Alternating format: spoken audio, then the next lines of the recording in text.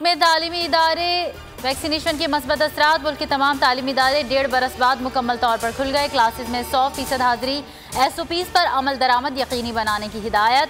12 साल और उससे जायद उम्र के तलबा की वैक्सीनेशन लाजमी। सिंध की जामियात में वैक्सीनेशन के लिए काउंटर्स कायम।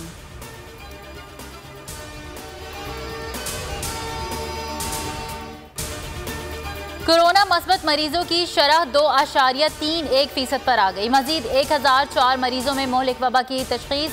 आलमगीर वबा, एक दिन में 28 जिंदगियां निकल गई। 2473 मरीजों की हालत तशवीशनाक।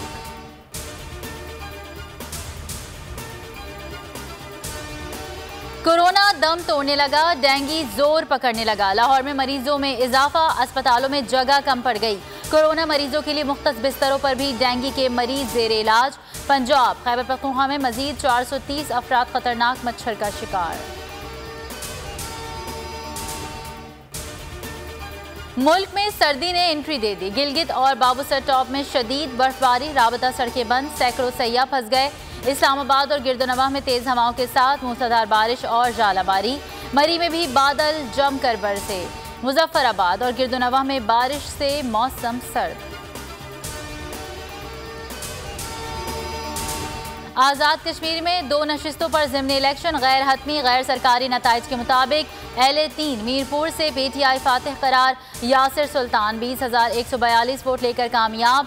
LA12 में पीपल्स पार्टी ने मैदान मार लिया। चौधरी आमिर यासीन 24,335 वोट ले सके।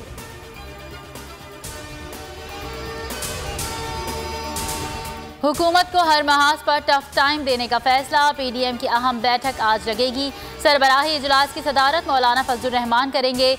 नैब ऑर्डिनेंस, इंतखाबी इस्लाहात और महंगाई पर तबादला ख्याल होगा। हुकूमत मुखालिफ जलसों, रोड कारवां और लॉन्ग मार्च पर भी बात होगी। मौलाना अब्दुल गफूर हैदरी कहते हैं PDM के लाए अमल की चीज़ें आज फाइनल हो जाएंगी।